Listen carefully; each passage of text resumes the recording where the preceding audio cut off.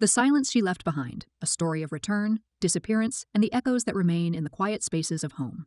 My sister came back after 10 years, and nothing in the house felt the same. The rooms were still arranged the way they always had been, but the light had changed. It sat differently on the walls, warmer, but not in any comforting sense. It was the warmth of something stirred after lying still too long, like dust dancing in sunlight that hadn't touched it in years. She arrived with a presence that unsettled the stillness we'd grown used to. Her heels echoed against the floor, the scent of something expensive lingered as she passed, and her gaze scanned the house with the detached curiosity of someone revisiting a half-remembered place.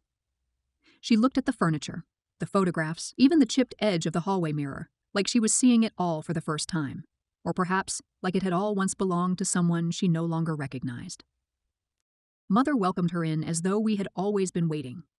She moved around the kitchen with deliberate familiarity, setting the table with a grace that tried to ignore the decade of absence. Father, half paralyzed by the stroke, sat at the edge of the room, his eyes locked on her. His expression didn't change. He watched her the way he watched the weather, quietly, like it might change everything if you looked too closely. I lingered near the kitchen doorway, half in, half out, uncertain of what role to play now that she was back. She had changed, though time does that differently to everyone. Some people soften with age, their edges rounding out with each passing year. Others come back sharpened. She had become the latter. Elegant still, but edged with distance. She said little, yet her eyes lingered on things on the wallpaper worn down in corners and on the old radio that still worked when slapped just right. She noticed what had lasted and what hadn't. The last time I saw her was the morning she left. No note, no phone call, not even a slammed door. I had sat in the same kitchen afterward, staring at my own hands, wondering what I had missed. I questioned whether I had said the wrong thing, done something unforgivable, or if she had simply tired of us all, of the small town, of the quiet house, and of the weight of family. She disappeared into the world and reappeared in glimpses. A glossy magazine cover in a waiting room, a news clip at a charity gala, photographs where she smiled beside sharp-suited men with eyes like closed doors. She looked like someone who had never known me. Her posture, her poise, and her polished ease, it all seemed foreign. Whatever had grown inside her in those years, it no longer had roots here. She said little about her life in the city or why she returned. The excuse was Father's health, but it rang hollow. Something else surrounded her like smoke, something heavy in the way she avoided mirrors or stood too still in the early mornings. She lingered in the garden with her arms at her sides, not tending, not observing, just standing. I had stayed, filling the spaces she left behind. I married a man who was kind enough but not what I had once hoped for. I took care of our parents when their age started to press down on them like fog. The house aged with us, things chipped, wires frayed, and drains clogged, but I kept it moving, quietly, steadily. My life was a long string of manageable tasks. Not remarkable, but orderly. She slipped back into the home without apology. My old room became hers. The closet held my clothes, which she borrowed without asking, and the living room became her resting place again, like it had waited for her all this time. My husband spoke little when she was near, which I expected. But then he began coming home later. Sometimes I caught him watching her when he thought I wasn't looking. The shift was subtle, but unmistakable. His silences longer, his eyes too still. One evening, I found a photo tucked away in his phone. It showed her standing on a busy Tokyo street. She wasn't posing but looking directly at him at the camera like she knew exactly where it was. There was familiarity in the look. Only one photo. But it was enough. I never asked him about it. I didn't ask because I already understood. She had always drawn people in, effortlessly. Not because she needed attention, but because the air around her asked for it. I had spent my life learning to exist in the space left behind by that pull. She was gravity, and I was whatever hovered outside its reach. So I kept moving through the routines. I made breakfast, sorted the laundry, and picked mint from the garden even though no one drank tea anymore. My sister floated through the house like a guest pretending to be at home, touching things softly, looking at them longer than necessary, but always seeming far away. Some nights I found her in the living room in darkness, sitting in silence. She didn't move when I passed. Sometimes she acknowledged me with a nod, sometimes not. It felt less like brooding and more like waiting for sleep, or morning, or something else entirely. She began to leave trails. A book on the armrest, necklaces twisted like tiny nests on the vanity, perfume that lingered long after she'd gone. It wasn't carelessness, it was confidence. She had never needed to ask permission. But then there were the smaller, quieter signs. Her appetite faded. Her sleep shifted to the afternoons. Her hands trembled when she thought no one was looking. She had always been slim, but now she seemed almost breakable. Like something hollowed out too quickly. One day I came across a letter in her handbag. The paper was soft from repeated folding. I didn't open it. Her name was written in a stranger's handwriting, looped and careful. Whatever it said, it mattered, and it had traveled with her. Then she began vanishing for hours at a time. No explanations, no keys jingling by the door. She returned before dinner, always, face blank and composed. Mother said nothing. She never did. The quiet agreement in our home was that absence was easier than confrontation. Sometimes I allowed myself to wonder, what if I had left instead of her? If I had been the one who ran, who changed her name in passing, who showed up on magazine covers? Would she be here now, rooted to the ground in a life that asked too little and demanded too much? One morning I found her outside, barefoot in the grass, soaked with dew. She stared up at the pale sky, unmoving. I wanted to say something, but nothing formed.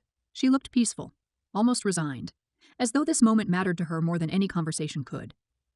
That night, the house hummed with silence again.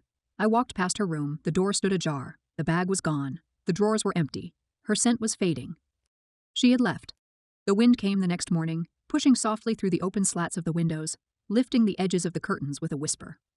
The house, long sealed in the hush of repetition, suddenly felt as though it could exhale. It wasn't freedom, not quite. More like the release that follows after something inevitable has happened.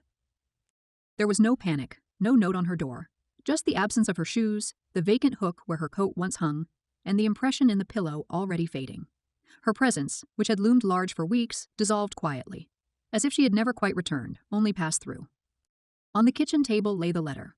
Not hidden, not dramatic. I just left there next to a half-drunk cup of tea that had gone cold. The envelope had been opened, its contents placed deliberately inside. I read it without rushing. Her words were brief, unadorned. She was sick. She hadn't come to stay. She hadn't told anyone because she didn't want to be seen through the lens of pity or fragility. She hadn't wanted to be the subject of whispered worry. There was no grand explanation, no apology that sought forgiveness, just an acknowledgement. A soft confession that she hadn't known where else to go. I folded the letter and placed it in the drawer we used for forgotten things, spare keys, pens without ink, and coupons that had expired long ago. I didn't cry. I couldn't. The emotions had been stretched too thin, worn down by years of learning how to stay still in her shadow. I sat at the table for a long time, watching the light change on the surface of her tea, watching how something could cool so fast when left untouched. Outside, the garden she'd hovered in had started to fade. The flowers bloomed too early that season, reacting to the sudden warmth, and now they were falling apart. Petals on the soil, leaves curling at the edges. It felt like the perfect echo of her, a beauty too brief, touched by something silent and terminal. My husband asked once where she had gone. I told him she left during the night. He didn't question it.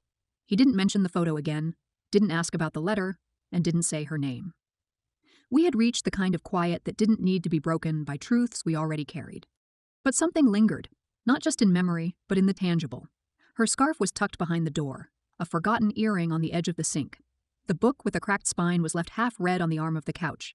She was gone, but her shape remained, cast like a long shadow into the spaces she had touched. It wasn't haunting. It was quieter than that. It was residue. Life resumed, but in a slightly altered rhythm. Mother continued her routine, though I noticed she served one extra portion at breakfast for a few days before stopping. She never asked questions. She accepted disappearances as easily as she had accepted returns. Father remained in his seat by the window, unmoving, his eyes flicking toward the hallway more often than they used to. I kept going. There were bills to sort, linens to fold, and corners to sweep. The engine of life didn't stall, only shifted. But something inside the house had tilted off center. Not broken, but loosened. Like a screw winding its way out from years of pressure. I began opening the windows more often, letting the wind pass through, letting air move where silence had grown thick. The sound filled spaces that used to feel tightly packed. It didn't replace what was missing, but it reminded me that movement still existed, that there was a world beyond the stillness we'd made. Some nights, I imagined her steps on the stairs, not out of hope, but out of muscle memory. The creak of the third step from the top, the soft brush of her hand on the banister. There were moments I thought I heard her perfume in the hallway, but it was only the echo of memory catching in fabric. I tended the garden, the herbs she never used, the flowers she left half-watered. The early bloom had passed, and now things needed trimming, pulling, and tending. I worked through it slowly, hands in soil, nails stained.